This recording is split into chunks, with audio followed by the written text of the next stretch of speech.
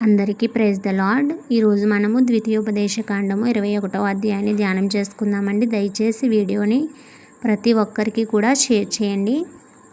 నీ దేవుడైన యెహోవా నీకిచ్చుచున్న దేశములో ఒకడు చంపబడి పొలములో పడియుండుట కనబడినప్పుడు వాని చంపిన వాడెవడో అది తెలియకయుండిన ఎడల నీ పెద్దలను నీ న్యాయాధిపతులను వచ్చి చంపబడిన వాని చుట్టూనున్న పొరముల దూరము కొలిపింపవలెను. ఏ ఊరు ఆ శవమునకు సమీపముగా ఉండెనో ఆ ఊరు పెద్దలు ఏ పనికి నీ పెట్టబడక కాడి ఏడువని పెయ్యను తీసుకొని దున్నబడకయు విత్తబడకయునున్న ఏటి లోయలోనికి ఆ పెయ్యను తోలుకొని పోయి అక్కడ అనగా ఆ లోయలో ఆ పెయ్య మెడను విరగదీయవలెను.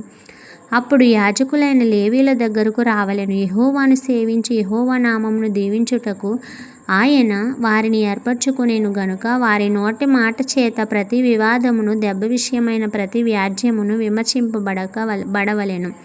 అప్పుడు ఆ శవమునకు సమీపమందున్న ఆ ఊరి పెద్దలందరూ ఆ ఏటి లోయలో మెడ విరగదీయబడిన ఆ పెయ్యపైని తమ చేతులు కడుగుకొని, మా చేతులు ఈ రక్తమును చిందింపలేదు, మా కన్నులు ఇది చూడలేదు. యెహోవా నీవు విమోచించిన నీ జనమైన ఇశ్రాయేలీయుల నిమిత్తము ప్రాయశ్చిత్తము కలుగనిమ్ము.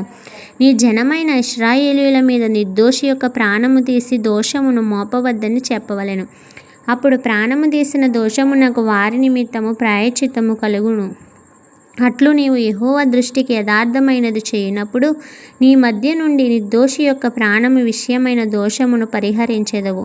నీవు నీ శత్రువులతో యుద్ధము చేయబోవునప్పుడు నీ దేవుడైన యెహోవా నీ చేతికి వారిని అప్పగించిన తరువాత వారిని చెరపట్టి ఆ చెరపట్టబడిన వారిలో రూపవతి అయిన దాన్ని చూచి ఆమెను మోహించి ఆమెను పెండ్లి చేసుకొన మనస్సైన నీ ఇంట ఆమెను చేర్చుకొనిన తరువాత ఆమె తల క్షౌరము చేయించుకొని గోళ్లను తీయించుకొని తన చెరబట్టలు తీసివేసి నీ ఇంట నివసించి ఒక సెలవు దినమున తన తండ్రులను గూర్చి ప్రలాపము చేయుటకు నీవు ఆమెకు సెలవియ్యవలెను. తరువాత నీవు ఆమె యొద్దకు పోయి ఆమెను పెండ్లి చేసుకొనవచ్చును. ఆమె నీకు భార్య అగును.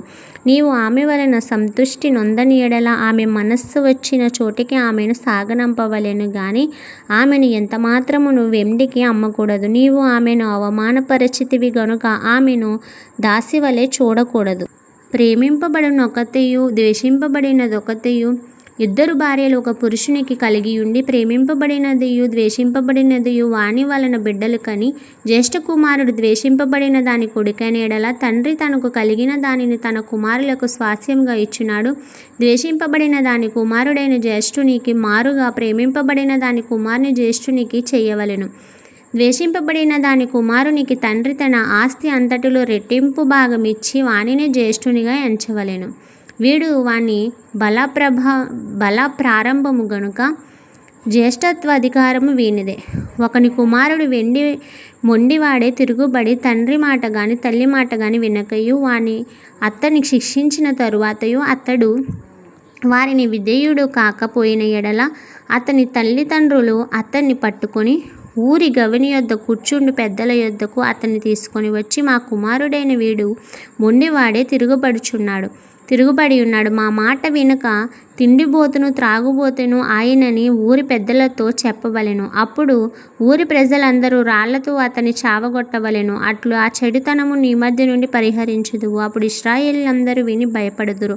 మరణశిక్షకు తగిన పాపము ఒకడు చెయ్యగా అతన్ని చంపి మ్రాను మీద వ్రేలాడదీసిన ఎడల అతడి శవము రాత్రివేళ ఆ మ్రాను మీద నిలవకూడదు. వ్రేలాడదీయబడిన వాడు దేవునికి శాపగ్రస్తుడు గనుక నీ దేవుడైన యెహోవా స్వాస్యమును నీకిచ్చుచున్న దేశమును నీవు అపవిత్రపరచుకుంటున్నట్లు అగత్యముగా ఆ దినమున వానిని పాతిపెట్టవలెను. ఇంతటితో ఈ పరిశుద్ధ వాక్యం మనలందరినీ దీవించి ఆశీర్వదించునుగాక. ఆమేన్.